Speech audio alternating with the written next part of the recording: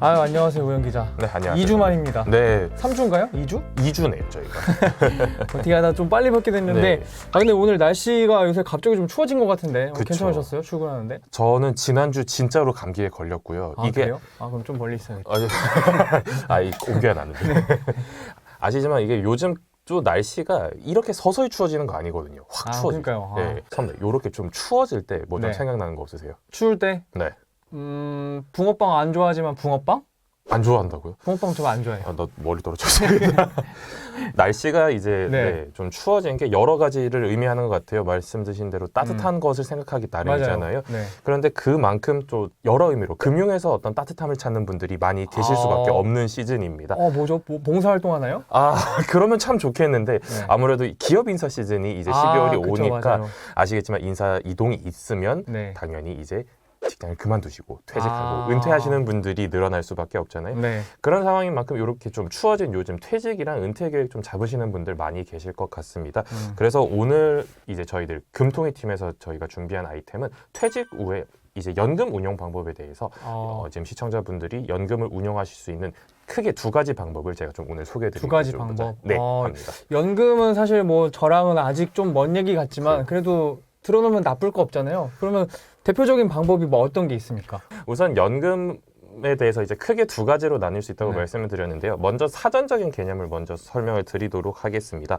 여러분들 혹시 세제 적격 상품 그리고 세제 비적격 상품이라는 말 들어보셨을지 모르겠어요. 전 못 들어봤어요. 못 들어보셨나요? 그러면 못 들어보셨으니까 제가 네. 여쭤볼게요. 혹시 네. 선배 세제 적격이라고 하면 어떤 뜻일 것 같으세요? 세제요? 네. 세제, 그러니까 세금 혜택을 받는데 적합한 거다. 그렇죠. 네. 네, 그런데 그럼 세제 비적격은 그러면 부적절한 거다. 그렇게 생각하기 네. 마련이죠. 네, 네. 보통 지금 보고 계시는 분들도 아마 그렇게 생각을 하고 계실 것 같으세요. 근데 네. 정확히 짚어드리면 세제 적격은 여러분들이 돈을 납입할 때의 세금 혜택을 받기 적격하다라는 뜻이고요.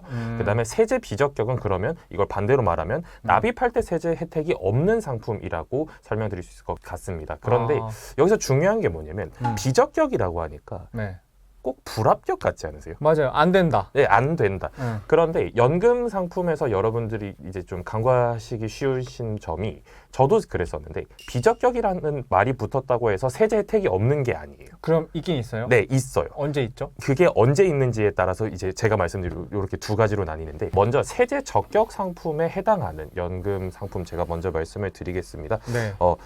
보통 적격 상품은 크게 연금 저축 그리고 개인형 퇴직연금이 IRP 이렇게 두 가지로 생각을 하시면 쉬우실 것 같은데요. 네. 이 두 가지 상품은 말씀드린 세제 적격 상품인 만큼 납부하실 때 세액이 공제가 되고요. 연금 저축은 최대 600만 원, IRP는 900만 원. 그래서 두 개를 합산하면 총 900만 원까지의 세제 혜택이 주어지게 됩니다. 또 연간 총 급여액이 5,500만 원, 그리고 종합소득 금액 4천만 원을 넘지 않을 경우에는요. 공제 한도 내에서 납입 금액의 16.5%. 그런데 여기서 만약에 제가 말씀드린 금액을 초과할 경우에는 13.2%를 연말 정산 때 돌려받으실 수 있습니다. 이 계산식을 좀 이제 도입을 해 보시면 여러분들이 만약에 연 900만 원을 납입하시면 최대 148만 5천 원 혹은 118만 8천 원을 돌려받을 수 있게 된다는 점입니다. 지금 설명드리는 개념이 아무래도 좀 막 친숙하시지는 않으실 것 같은데. 그렇죠. 그렇죠? 네, 맞아요. 이게 IRP가 뭔지 연금 네. 저축이 뭔지 하실 텐데 네.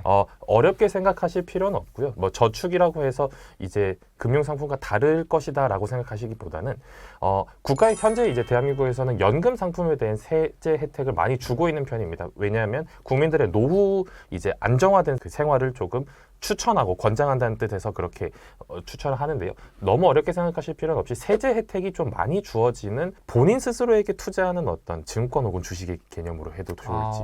근데 궁금한 거는 그러면 제가 증권이나 적금을 들지 않고 연금을 들어야 되는 이유가 있나요? 연금을 드셔야 될 이유는 네. 일단 아무래도 일단 가장 큰 이유는 세제 혜택이겠죠. 네, 세제 세금. 혜택, 네, 세제 혜택이 가장 크기 때문에 그렇기도 하고요. 사실 이게 국가에서는 굉장히 권장을 하거든요. 네. 당연히 좋잖아요. 세제 혜택 많으니까 좋은데 안 해요. 그래서 오늘 갖고 나오신 거예요? 그렇죠. 이게 몰라요도 아니고 알거든요. 근데 아니에요. 금융이 좀 가끔 그런 게 있는데 특히 보험 쪽이 좀 그렇거든요. 일단 요거 연금 보험 일단 설명을 드리고 나서 제가 다시 설명을 드리도록 할게요. 네. 우선 연금 보험 같은 경우에는 앞에 제가 세제 비적격 상품 말씀드렸잖아요. 세제 비적격은 납입에 대해선 세제 혜택이 주어지진 않지만 그 납입한 총 금액을 받으실 때 이자 소득세가 이제 비과세로 처리가 되는데요. 대표적으로 연금보험이 이제 말씀드린 세제 비적격 노후 금융 상품이고요. 그다음에 연금보험은 납입 세제 혜택이 없지만 연금을 수령할 때 이자 소득세가 비과세로 이제 적용이 되고 세금 자체가 발생하지 않는다는 점 말씀드리도록 하겠습니다. 근데 말씀하신 개념들이 사실 좀 생소하긴 한데 근데 어떻게 보면 좀 들어본 것 같긴 해요. 그러실 근데 거예요. 뭐 매년 반복되는 것 같긴 한데 이게 뭐 이유가 있습니까? 네, 아무래도 아까 제가 앞서 말씀드렸던 것처럼 일단 좀 친숙하진 않죠. 네, 너무 좀 낯설긴 해요. 예, 사실 네. 저희 나이 때 연금 생각하기가 쉽지가 않죠. 아, 그쵸. 네. 생각 거의 안 하죠. 그리고 또 문제가 뭐냐면 이건 연금도 연금인데 보험까지를 좀 제가 스펙트럼을 넓혀서 말씀드리고 싶은 게 있어요. 네. 아무래도 다른 금융상품들과는 달리 직관적이지가 않죠. 무슨 말이냐면 선배가 예를 들어 1년짜리 예금을 들고 3년짜리 적금을 들면 1년, 3년 후에 내가 얼마를 받아 딱 떨어지죠. 근데 연금 상품 같은 경우는 아무래도 길죠. 보험 상품이다 보니까 단순히 1년짜리 뭐 3년 이렇게 납입을 하고 중도 해지를 하진 않으시거든요. 네. 보통 아무리 못해도 10년 내지 5년 내지 10년 뭐 아주 짧게 3년도 제가 본 적이 있긴 한데 사실 정말 길게 생각하신 경우는 10년, 15년 이렇게까지니까 생각해 보시면 내가 얼마 넣어서 10년 후에 얼마 받는다?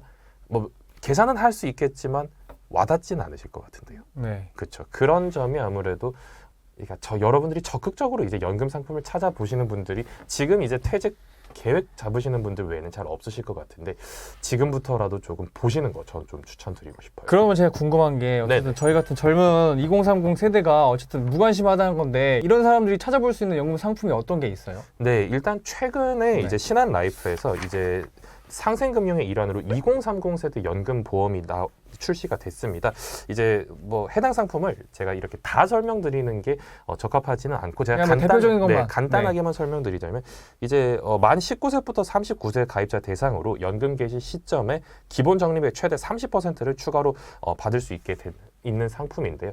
이게 저는 조금 시사하는 바가 좀 큰 것 같아요. 2030 세대들이 아까 선배가 말씀하셨잖아요. 2030 세대들이 잘 찾아볼 수 있는 연금 상품이 뭐가 있을까라고 네. 했는데 2030을 겨냥하는 상품은 사실 잘 없었던 것 같아요. 저는 방금 말씀드린 그 신한라이프가 일종의 전환점 역할을 하지 않을까. 왜냐하면 말씀드렸던 것처럼 가뜩이나 3, 40대, 4, 50대도 관심이 없는데 2030 원래 관심 없었어. 근데 그렇죠, 맞아요. 해야 된대. 그러면 포커스는 당연히 2030들이 생각하고 좋아할 수밖에 없는 그 스펙트럼으로 갈 수밖에 없거든요. 그 우리 같은 사람이 이런 상품도 어쨌든 찾아서 가입하려고 하면은 혹시 뭐 주의해야 될 점이 따로 있나요? 주의해야 될 점. 네. 사실 이거는 2030만 해당되지는 않습니다. 아, 그럼 뭐 전반적으로 다 네. 그냥 연금 보험 저축과 관련돼서 사실 가장 주의해야 될 것 첫 번째는 일단 여러분들이 가입하시는 상품이 변액 상품인지부터 확인을 하셔야 된다는 점입니다. 그 무슨 말이죠? 이제 예를 들어서 연금 보험 같은 경우에는 이제 두 가지로 나뉘거든요. 그러니까 연금 보험은 1번 일반 연금 보험 같은 경우에는 예를 들어서 제가 계약을 해요. 그러면 그 당시에 그 약속된 이율만큼 그냥 운영을 해서 돈을 줍니다. 그러니까 이건 사실 세제 혜택이 큰 어떤 일종의 그냥 저축이죠. 그냥 저금. 근데 문제는 변액 보험 같은 경우에는 어떤 개념이냐면 내가 얼마를 내요. 그럼 이 돈을 보험사 이건 보험사도 아니죠. 제가 보험사라고 특정 지을 수는 없는데 연금을 이제 운영하는 금융사가 이제 그 돈을 실제로 운영해서 투자하고 거기에서 받는 이득을 이제 고객한테 돌려주는 거거든요. 문제는 본인이 변액 보험을 들었어요. 근데 원금이 손실이 됐다고 주장을 하는 거예요. 사실 올해 상반기 이제 전체 생명보험 민원 중 15%가 변액보험 관련 건이었습니다. 그리고 이 변액보험의 관련 건의 대다수는 말씀드렸던 원금 손실. 자, 그럼 이게 누가 잘못했을까요? 그 변액보험이란 게 원금이 손실되는 것도 말이 되는 거예요, 그러면? 그렇죠. 그러면 소비자 잘못이지. 그 제대로 확인 안 했으니까. 이렇게 말씀하시기 쉽죠. 근데 또 그렇게 말씀하기 어려운 게 예를 들어 보험이잖아요. 네. 선배 혹시 보험 가입해 보신 적 있으신가요? 네네네. 생명보험, 실손보험 이런 있죠. 거. 네. 선배 혹시 그 선배가 가입하신 보험 그 약정서요. 그거 다 어디 읽어요, 그거? 그건 제가 알기로는 그 GA 분들도 안 읽으신다고 하시더라고요. 약간 이런 함정이 있구나. 그렇죠. 연금, 보험, 저축 둘 다 보험사에서 팔거든요. 제가 그냥 보험사로 제가 예를 들어서 말씀드릴게요. 어려워요. 변액 보험이 내 원금 손실 가능성이 있다고 알아요. 소비자도 아는데 사인을 해. 왜 사인을 하냐면 은행에서 은행원들이 이제 그 계약하는 것보다 보험이 어려우니까 아무래도 보험 설계사 아니면 대리 판매하시는 분들이 이게 좀 유리하다. 여기서 그리고 또 제가 좀 하나 더 좀 사담입니다. 여기서부터는 진짜 뒷담화가 맞는 것 같아요. 네. 뒷담화 처음부터 했어야 되는 거 아니 아니에요? 이건 이제 앞담화고요. 네. 자, 여러분들이 다 아는 얘기고요. 네. 제 생각에 뒷담화는 뭐냐면 네. 특히 보험이 조금 조심하셔야 되는 게 보험이라는 게요. 사실 금융 당국에서도 어떻게 좀 정의를 하고 있냐면 사회적인 안전망으로 생각을 하거든요. 자, 근데 사회적 안전망 그리고 보험, 그러니까 보험하면 딱 떠오르는 거, 내가 어떤 일을 겪었을 때 보험사가 나를 지켜주고 좀 지탱해주고 보태주는 개념이 좋잖아요. 원래 그런 거죠. 다 뭐, 그렇게 보험이라는 생각하죠. 게. 네. 근데 그 보험사에서 내 원금이 손실될 가능성이 있는데 생각하기 어렵죠. 왜? 보험이니까. 그 결론이 뭐예요? 보험도 결국 금융 상품이라는 거. 투자 대상이라는 말씀이신 그렇죠. 거예요? 네. 음. 그냥 단순히 이제 이런 변액 보험 같은 게 아니고 연금 변액 이런 거 다 빼놓고 그냥 여러분들이 그냥 실손보험, 자동차 보험 든다 하더라도 이건 결국 금융 상품이라는 거. 그리고 더 나아가면 사실상 투자의 개념에 더 가깝다는 거. 오늘 또 제가 연금이었으니까 특히 연금 보험 같은 경우에는 꼼꼼하게 따지시는 것도 하나 중요하지만 중요한 것은 이제 교차 검증이 필요하다는 거. 그러니까 내가 혼자 생각했을 때 이게 맞아. 그럼 근데 반대로 또 남이 이렇게 말했으니까 이건 또 이거대로 맞아. 절대 그렇게 생각하지 마시고요. 각 좀 꼼꼼하게 확인하시되 여러 사람들의 말을 좀 추업해야 된다는 점. 특히 보험은 좀 그게 좀 안타깝지만 필요하다는 점 제가 강조드리면서 여러분들의 따뜻한 노후 좀 제가 응원하도록 하겠습니다. 알겠습니다. 오늘 내용 그래도 유익했습니다. 너무 감사합니다. 네. 준비하면서 좀 걱정을 많이 했어요. 이게 왜요? 시청자분들 똑똑하신데 네. 저희 둘이 헷갈리면 어떡하나 이렇게 했었는데 저는 몰라도 되는 거 아닌가요? 아니 아셔야죠. 제가 선배 제가 네. 다음에는 근데 오늘 알게 됐으니까. 네, 네. 다음에는 조금 더 쉽고 유익한 정보 네. 제가 가져오도록 하겠습니다. 재밌었습니다. 감사합니다, 선배. 네.